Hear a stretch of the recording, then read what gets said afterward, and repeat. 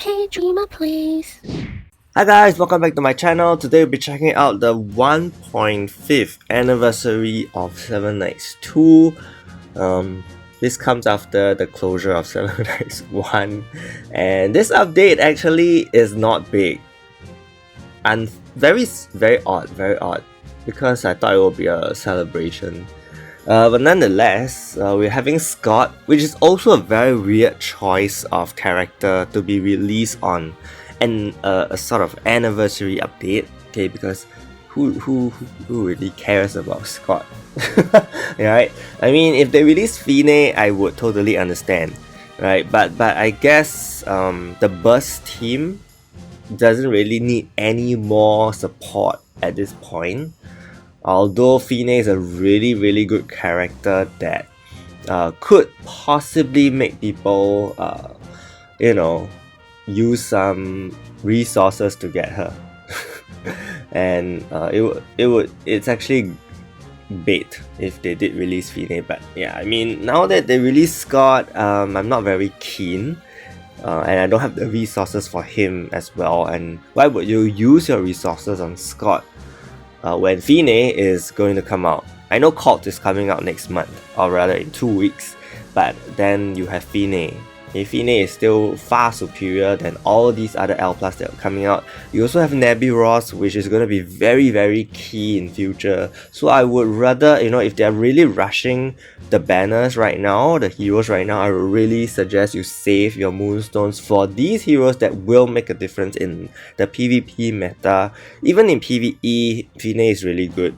Yeah, so compared to Scott, Cult is also slightly debatable because she only appeared for a while in the Korea meta and then she disappeared.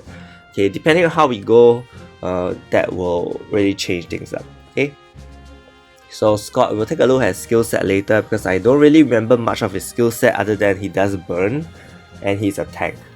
New board as well, the new costume.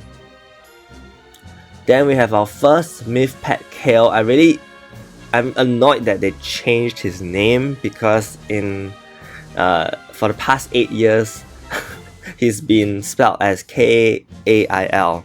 Okay. Also to show his relation to Cale, so it makes sense, but now they changed it to Cale. Well, anyway, he's an insanely powerful pet. Just look at his first active one.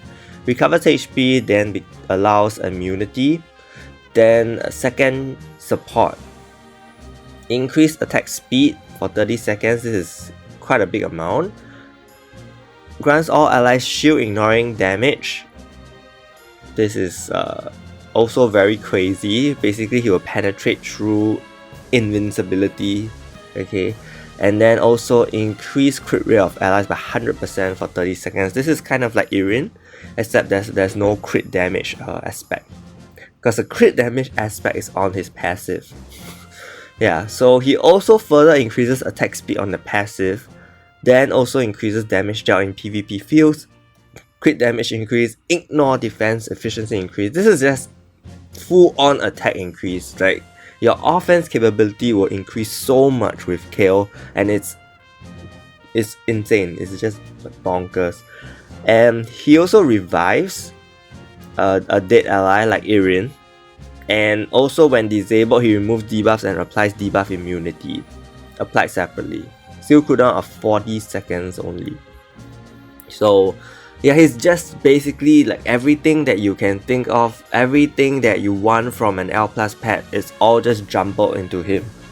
Yeah, he's just the best offensive pet and also provides all this utility. So, I mean, whoever that gets him fast is gonna just have a huge advantage in PvP right off the bat. So, good luck in getting him. Those who do not have an L+, good luck in getting him. Pet skill auto use improvement. If active skill 2 is set with use with active skill 1, it will be used with active skill 1 for the first time based on HP condition. The active skill 2 second use will be based on its cooldown. Yeah, okay, that makes sense. Okay, so Pet Fusion improvement, in case I said anything wrong before, okay, I don't think I mentioned this before in my earlier videos. You need 2 L plus pets to fuse for this, and the pity is 3 bars. Okay, so if you miss all 3 pities, which means you need to do a 4th fuse to get Cale. Okay, it doesn't mean you'll get Cale at the third fuse. You will get Cale on the 4th fuse if you miss all 3 fuses, which means you will need between 5 to 8 duped L plus pets. Now, if you fuse a new L plus pet in the process, then I mean you can't really do much about that, right? You can't really reuse that dupe for the fuse. So that's why I say you need 8 dupes. But if you are lucky enough and you do get dupes in the process of all 3 fuses, then you only need up to 5. You only need a minimum of 5 dupes in total to get Cale. Yeah, so good luck. Clemyth Pet Remake is basically a buff. So what changed is her active 2, instead of just increasing outgauge 100% right off the bat, it is now broken down into 3 times and 35%, and you cannot remove this buff per se. And she also grants your team, your heroes, outscale decreased immunity, and also increases the allies attack speed as well. Okay, and then also here, her single attack damage is increased by quite a big amount as well. So the thing that they do not mention in the global patch notes is the rationale. And the rationale they did this to Clemyth is so that she will be a bit more useful in PvP context as well. Yeah.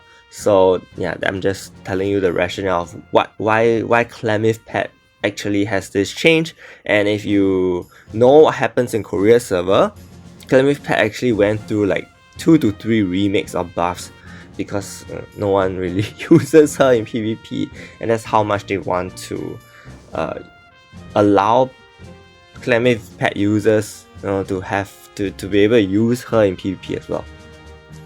So we have new pet codex. This is for all the L plus pets, which makes me feel like there's not gonna be any more L plus pets. Okay, so they're just gonna make myth pets from now on, just like how they stopped making L pets and L heroes. Yeah. So you know, when I look at this, I look at the second codex and I'm only missing the Hanbok Jave to get this full thing because I have all these 4, which is very sad. Yeah, but at least I have this one. So oh well, it's like a bit here, but not fully. Then we have guild rate auto clear. I'm really glad this feature came out to global so soon. Usually quality of life updates do get rolled out to global like in a matter of weeks, so that's a good thing. So basically what you need to know is this part here. Whenever you auto clear, they will only use 95% of the previous season's score. Okay, so in this case, if you continuously auto clear, your score will just keep deducting. Okay, it will not be using that initial week score, it will only use the previous week score. Okay, just take note. So at some point in time after you auto clear, you probably have to do a manual run, okay, to reset, to kind of like boost your score up again so that you can auto clear again. So the frequency of that, I mean, is totally up to you and also dependent on your guild requirements, right? But this thing will only start after the update. Yeah, after the update, which means next week. Yeah, you have to score, you have to still do 1 round this week for this to activate. So you can only use this next week, starting next week. Okay. And also another thing that is pretty interesting is that if you clear guild raid before proceeding with challenge mode, you can use the same heroes, pets and formations in different guild raids. So if you can actually try to optimize teams for one particular guild rate, I assume, while auto clearing for another guild rate. Yeah, so it could allow people to experiment more with teams and then try to boost scores higher than usual and try to get, you know, higher scores all around for all 3 rates. So that could be a thing. PvP changes. Basically, the number of times a hero can revive is limited to 3 times, and yeah, that's about it. New maze. Topaz shop changes. This is insanely expensive for 200 greater maps. I mean, some people may think it's cheap, but okay, good for you. New Guild War season. You need a better OS to play 7 Nights 2. You can get more myth enhancement stones weekly. Orbs are gonna look duller so that you know that they're not globes. I mean, they're orbs and not globes. We have 2 new event passes that are gonna give a huge amount of pet stuff, pet tickets. I think this is gonna be expensive because it does give L plus fragments as well.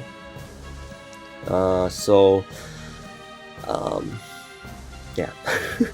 And then this one, Casper's Lucky Pet Pass. Casper and Scott are friends, so I think it makes sense that they release Casper here.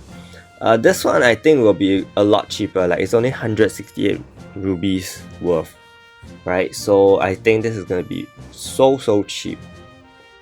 Yeah, and this one is 10 times the price probably. And then we have other events, probably in FE as well. Okay, and Rune Dungeon entry increase. Okay, now we'll take a look at Scott's skill set. His passive in PvP fields grants him Dark Dragon's Rage to the caster upon attack and inflicts unremovable burn to all targets within a circular range. Stack up to 5 times, so he'll stack it on himself. Grants a default buff over time. Grants receive recovery rate decrease to all allies upon attacking burn targets.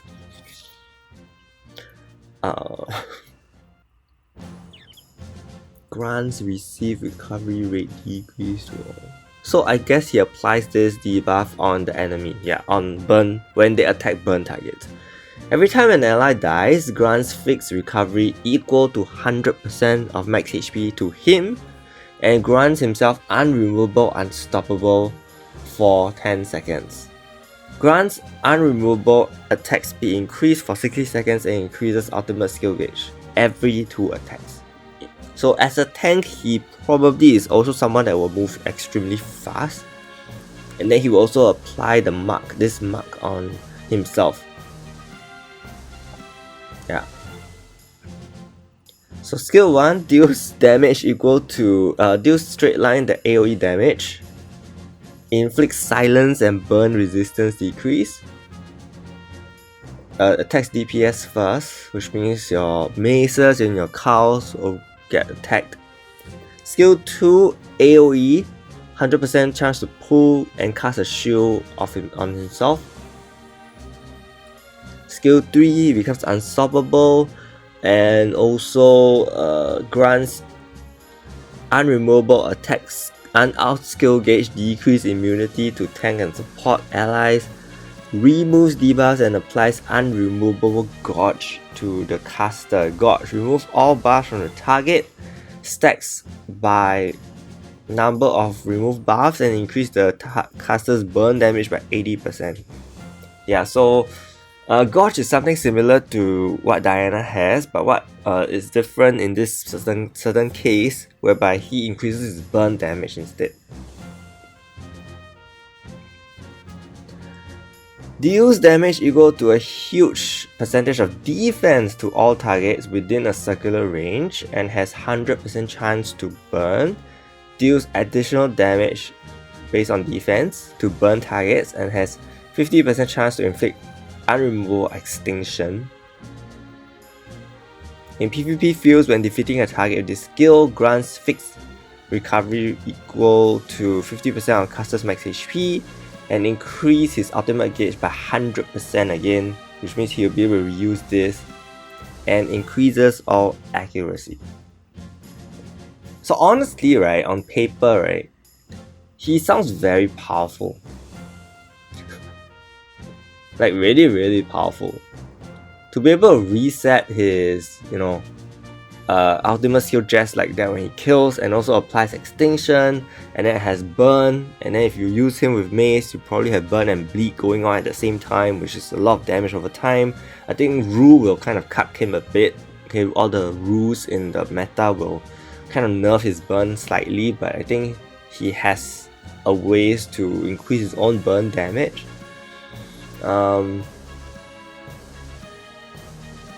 Oh yeah, he removes Gorge on himself, so in a way, he isn't really dependent on the enemy. He depends on himself. So he actually has a way to, he does have a way to increase his own burn damage and then continue to inflict burn every 3 attacks. Yeah. So, I mean, those who want to give him a try, definitely worth a try, but it really comes down to your resources, okay? That's all I'm gonna say. It really comes down to your resources. Yeah, they kind of explain here. Burn, Dark Dragon of Destruction. Burn debuff inflicted by passive skill can be removed if the skill level is between 1 to 17. However, if skill level exceeds 18, it cannot be removed.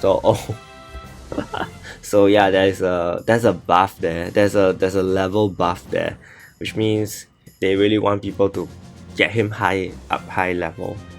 Burn, Light of Apocalypse. This is from his ultimate. It can be removed by debuff removal skills no matter which skill level it is. Because this burn is huge damage compared to the 80%.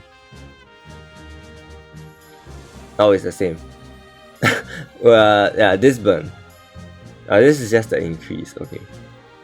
Yeah, but huge damage, and I guess you probably want to gear him with defense if you are using him, so that because he scales off defense. Gorge removes all the removable buffs of Scott himself. Decrease burn opponent's recovery when allies attack. Yeah. So I guess, in a way he kind of cucks tank teams as well, but he also kind of aims at